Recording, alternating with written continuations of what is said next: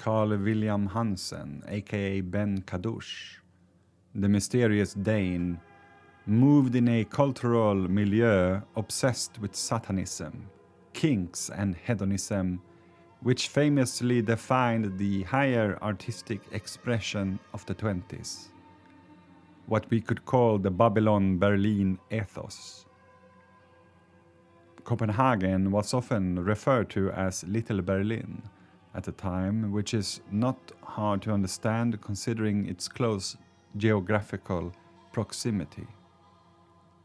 It's easily forgotten even for continental Europeans that Copenhagen is closer to Berlin than both München and Paris.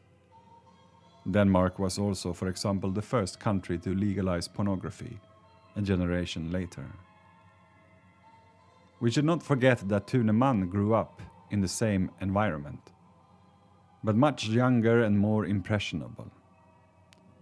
I would thus like to lay out a theory which deviates from the usual conspiracy theories which demand an actual existing plotting culprit or group of culprits behind the scene, which nonetheless is what we are, with surprising precision I might add, indeed looking for.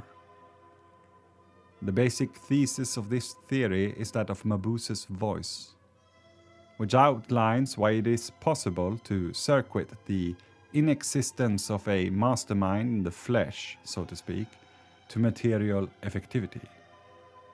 That the voice has no reality, but nonetheless remains real. Let's put it this way. There is no Dr. Andersen. He does not exist, as the police eventually concluded, but he is real nonetheless, which they never did manage to conclude, as the consequence of that conclusion concerns the very core of their own function as agents of law and order. Get off it, Marcus, you might be saying. Either he is or he is not. Let me explain. So the relative autonomy of the voice, which might go on existing without a body, is on a basic technical level made possible by electricity, radio, gramophones, etc.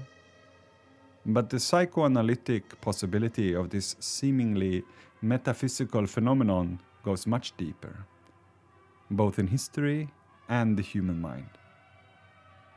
We could say, for example, that the Catholic Church kept the voice of the apostles alive for thousands of years in the most analog way possible, by repeating out loud the stories once written down, again and again, generation after generation, in a rather consistent manner.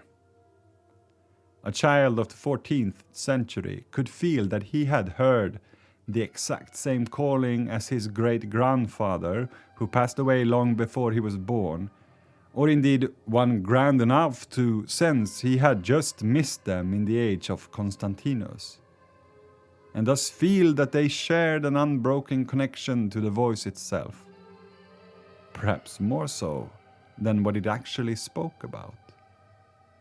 Which is an interesting theological problem which has bothered and delighted different classes or subclasses of the clergy in different ways for generations.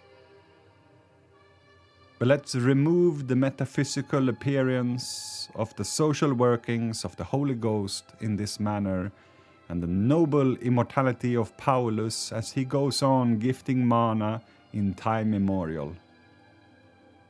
Let's try to see how an outsider like Thurneman is, ideologically speaking, not at all an outsider. Just like mass school shooters or so-called lone wolf terrorists of today, it is utterly wrong to imagine them as strange alien outcasts. They are actually more than anyone else utterly within the symbolic order of the dominant ideology. They literally hear the voice of the cultural hegemon. The author and authority of the zeitgeist reveals itself better to them than most.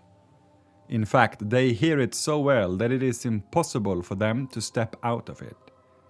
And that's the problem.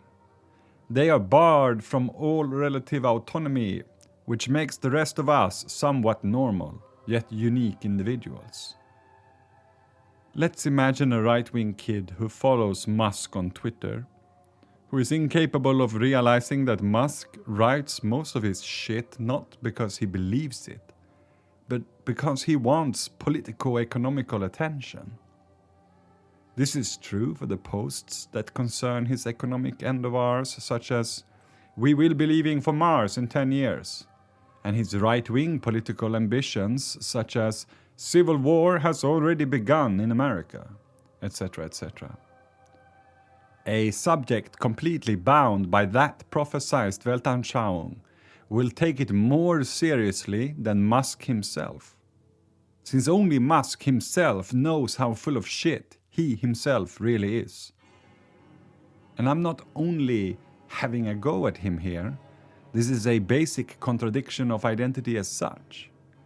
But for most of us it's quite benign, and love hangs in the air when we are exposed to a reading of our own bullshit that we nonetheless missed by another. You don't have to be married to know that. But for he of Musk with malignant ideological afflictions, it will appear as an unquestionable duty to carry out war acts for the sake of that civil conflict, since he wants not to be left behind on an inhospitable earth before he turns 25, when the victorious fuck off into outer space. Now, just as it's hard, as of yet mind you, to find a lone wolf exclusively within the symbolic order of Musk, it is actually ultimately impossible, though my prediction still stands, since Musk himself is not a Cartesian terminal object, but conditioned by myriad causes and effects in his own right. Likewise, it would be hard to find an example of Thurneman's contemporary culture literally expressing the need for the Mabusian ego-anarchist state of bellum hominum contra omnes, the all against all, as Hobbes put it, where crime is carried out for crime's sake, where OJ's glove fits the glove because the glove and the glove wearer wants it to fit. Pun intended, for those who know how Hobbes came of age under the care of his uncle's glove manufacturing London emporium. We have found literary suggestions of this in the works of some satanic authors which he did study.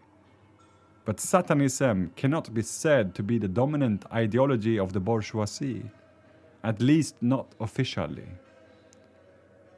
However, we can find that the bellum hominum contra omnes is not so much a conscious, i.e. exoteric expression, even in Hobbes, as it is a symptom of their own fear, of their own core paranoia and trauma.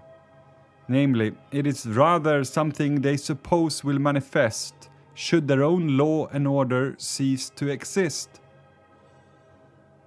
Freud long ago said that paranoia is an ersatz, that is to say, a replacement of the fear that suggests that people are plotting against you, while the truth of the matter is that they don't give a fuck about you, which is much harder to deal with for the narcissism of the ego.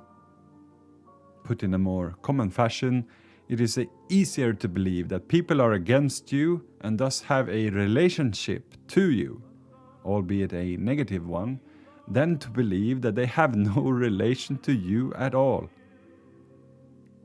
Noided ParaPower Mapping and the return of the repressed listeners have already received great blessings of taking this into account.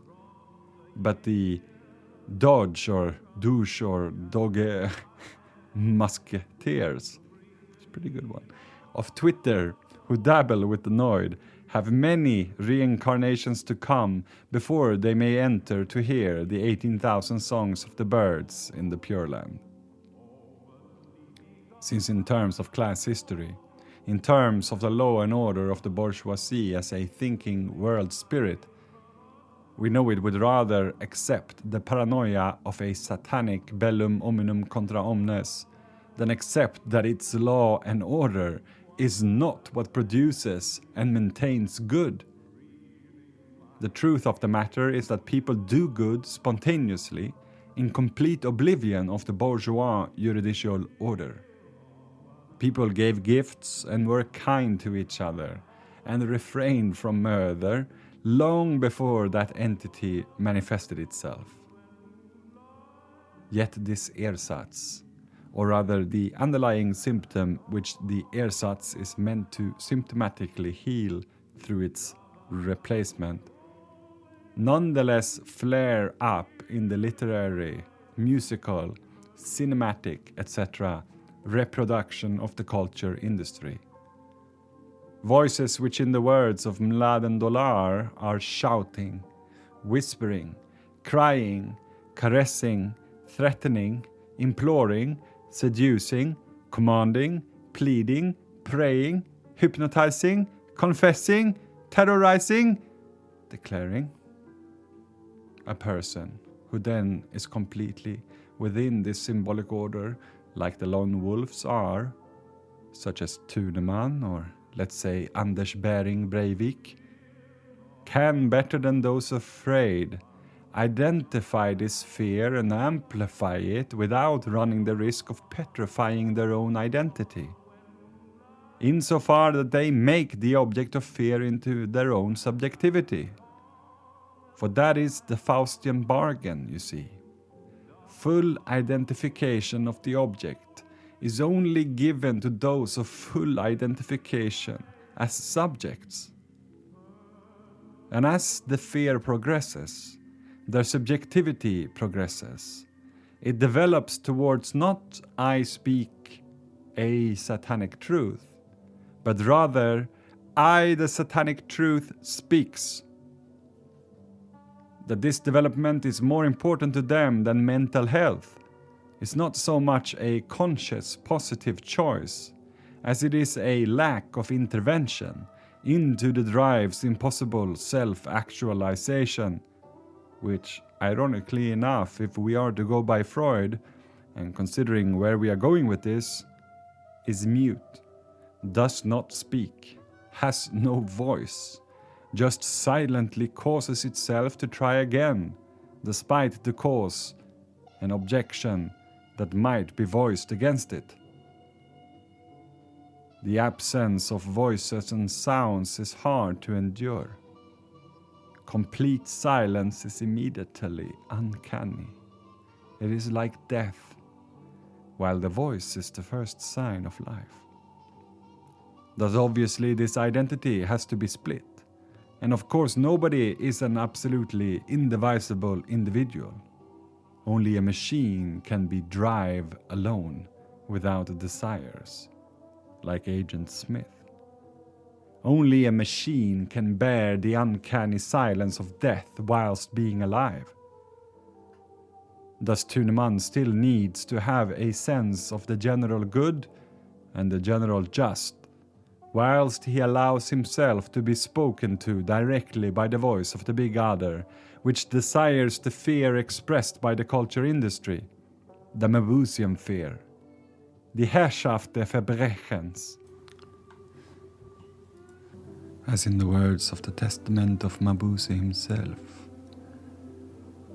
die Seele der Menschen muss in ihren tiefsten Tiefen verängstigt werden durch unerforschliche und scheinbar sinnlose Verbrechen.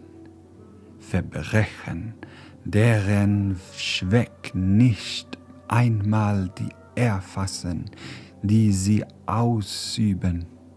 Verbrechen, die niemandem Nutzen bringen, die nur den einen Sinn haben, Angst und Schrecken zu verbreiten. People's soul must be frightened to their deepest depths by unfathomable and seemingly senseless crimes. Crimes whose purpose is not even understood by those who commit them. crimes that benefit no one, that have only one purpose, to spread fear and terror. Denn der letzte Sinn des Verbrechens ist eine unbeschränkte Herrschaft des Verbrechens aufzurichten.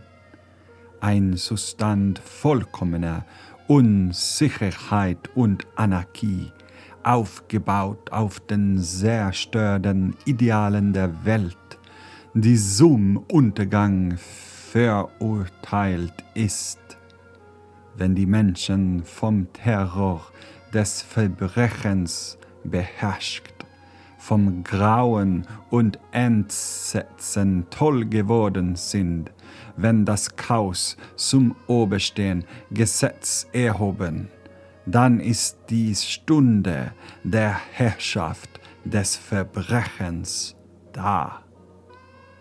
For the ultimate purpose of crime is to establish an unlimited lordship of crime, a state of total insecurity and anarchy, built on the destructive ideals of a world doomed to destruction. When people, dominated by the insanity of crime, are maddened by horror and terror, when chaos is elevated to the supreme law, then is the hour of the lordship of crime. End of the quote in its entirety. The silence of the drive is then in this context to explain the previous irony, that no one, neither Thurneman in his lonesome individuality, nor the voice of the big other, raises their voice against the metamorphosis. It is allowed to try again and again, and even takes its failure due to the impossibility of its objective into consideration, which is something a desire could never cope with. Death, who wants nothing, for it is almost the nothingness itself, was always mightier than Lucifer, who desired the deliciousness of desire itself. They both know that very well. So even though Dr. Andersen, as the personification of the satanic trend of his times, does not exist, he nonetheless belongs to the realm of the real. The voice insists despite the inexistence of the absolute subject, insofar that Thurneman acts according to the auto-suggested truth of this absolute subject's revelations, its salvation, etc. He jives quite well with what it is telling him to do, and he is not bothered by the fact that the master, due to this non-material ontology, could never himself prick his finger to seal the deal in blood. The all-encompassing characteristic of demons and jinns, according to Islam, is that they are liars.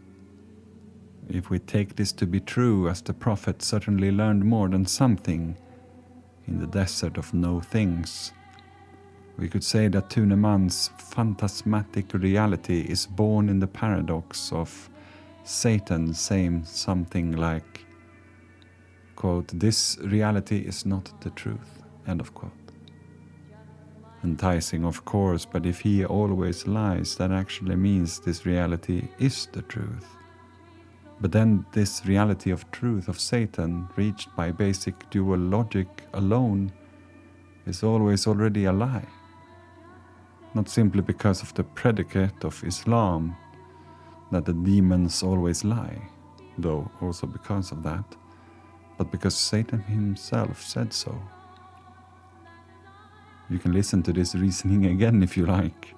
I read it a few times as I wrote it, and my conclusion is, as something in me preconsciously anticipated when I wrote the sentence, "the paradox of Satan," that the circular trauma of inescapability is very real, and ultimately Thurneman does not need a living human mentor to falsely tell him that the only way out of this impossibility is the even more impossible beauty of the perfect Luciferian crime. a small object of aesthetics. All he needs is the voice of Mabuse, which whether he watched that film or read that book does not matter, as it is the perverse, esoteric expression of the hedonist ideology of the 20s. Dress well, fuck an underage prostitute, take some drugs, party while the beggars outside are starving. At least we are not at war and killing each other for the machine. Thurneman, who hears this voice more clearly than the others, who really understands the logic of the deal that has been struck and who cannot turn it off, instead turns it around, makes the esoteric exoteric, and the message is simple. Much simpler than the one reserved for the good Christian who tries but fails to avoid Satan in the Weimar dance halls of the bourgeoisie. Kill for the machine as long as you abstain from sex, party and alcohol. Now, with all this being said, let's try to find out if someone might have nonetheless whispered that into his ear on a personal level. Maybe an owner of a nightclub, perhaps, or a cinema, or a military publishing house. Or why not a roaring 20s Masonic lodge of high culture?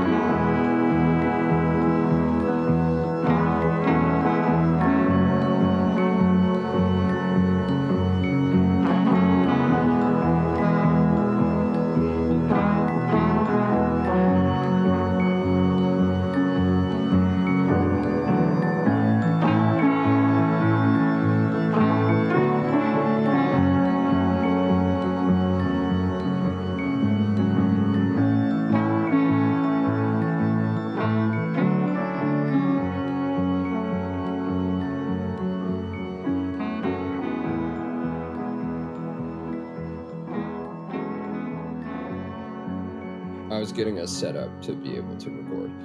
By the way, is there an audible buzzing through your headphones? Can you hear like a... No, you sound okay, I think. Sound okay? Okay. Yeah. Good. I think it's just the raining here that I'm hearing. Yeah. Or? I'm sure we're fine. Yeah. All right. Well, you were saying like about dozing off. Like Reed told me once in a recording with Jimmy Fallon going, he actually fell asleep. Like Jimmy was talking for like 25 minutes straight or something, and he dozed off. Yeah, this would be the night where it could happen, judging from how slightly drowsy I am currently. But yeah, luckily that is a bridge I have not yet crossed. That's good. I don't want to like really just talk directly to your unconscious. You falling asleep with that. Yeah. That would be a little Thurneman-esque. Right. Like it wouldn't be appropriate for this recording, I think. Yeah. Okay. I was reading now, I've been reading like this week, trying to like get it back into Freud, and I was reading like his early, like, what is it, 98, 95 paper on hysteria, when he's talking about like sort of his disillusionment with hypnosis, because he goes to Bernheim's clinic, I think, who's working with a lot of like I don't know what it is. Like Bernheim is really interested in like trying to cause somnambulism. So like apparently he's like successfully made basically all his like chronic patients who stay at the, I think there's even like, I think he ran a hospital as well, Bernheim. So I think there are like people who stay there. And according to Freud, or according to somebody who works there, who Freud referenced, like he's saying that like everybody is a somnambulist right now, and then he's like taking them out of the somnambulism. Like he causes it and then takes them out of it. I don't really know. Like it sounds a bit sketchy that like maybe he's doing it just to see if he can do it, but there is some like I don't know, interesting notes like from those early papers when like Freud is talking about it, and like why he's also like sort of, he doesn't think it's doing much good. Like it really is a sort of like just a matter of interest. It doesn't really like help the patient at all. But it's I mean, it's just interesting. And then there's like I don't know, like, you know, that like he was a proponent and a practitioner of hypnosis like early on in his career, right? Freud initially. But he wasn't very good at it, was the thing. I think like he at least like he does write. He was inspired by Jean-Martin Charcot, who that was a French, like one of the major like French. Right. It was a French school. Of like a hypnotic school, right? Yeah, he went to study under him in Paris in the 1880s. It must have been, I think. He was like a proponent of him in the beginning. And there was a German school as well, or a Viennese school. But I think like, Freud went to Paris, who sided with him. And then it's Bernheim, who is like his big influence later. But he has like this kind of, doesn't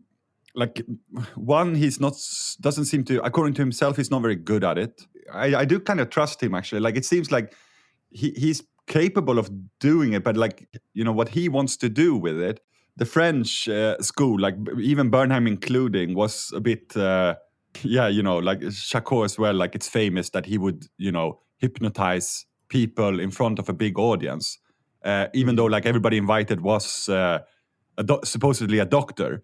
But it's also kind of like, you know, high class theatrics almost. It's like an exclusive group of like a circus performance, like all the stuff we've been talking about now, you know, with the stagecraft and everything. It's just that this is maybe less populous.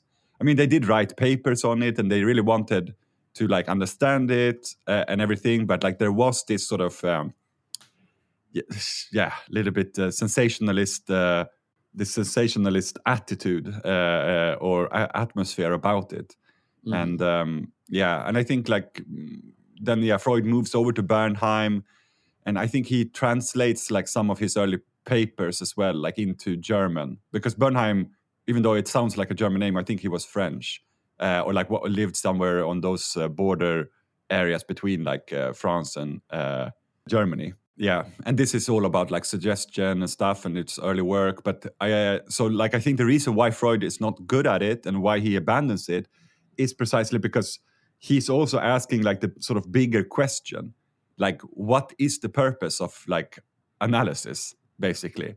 Like, is it, like, can we try to like in some way define it? There isn't a clear answer here. Like mainly, I think it's because it's very linked to criminology and things like this as well now, that it's sort of like to make people less dangerous to others. But like, I mean, not all patients are dangerous. And like, there should be like at least some like Hippocratic hope maybe of like relieving anxiety, relieving pain and suffering. And but at the same time, it's like you don't want to take people's ultimate trauma away from them. Like to just make somebody forget their trauma might not be helpful. Deprive a person of their trauma and they become less themselves, because traumas can be so foundational to identity. And that's kind of the conundrum of traumas, really. Yeah, it's the whole problem with the identity as such. I think like that. The more you come to terms with your trauma, kind of wedded to them. Mm-hmm. So it's not an easy question to answer. But I think he at some point around there at the turn of the century, he sort of no longer believes that hypnosis has the answer. Is sort of my feeling, but he still goes on to write about it for a pretty long time. Like I wanted to start reading, I remember reading that paper a long time ago, but I think it would be good for our purposes, like when Freud talks about telepathic dreams, because that really feels like Babylon Berlin style. Like that you could transfer dreams to people like at a distance and then sort of give them like a sense of a cause and a purpose. I think he says he says you won't learn from this paper whether I believe this is possible or not. Like typical Freudian way of like beginning a paper, which also makes you kind of want to read it. Yeah. He's always holding his cards close to his chest.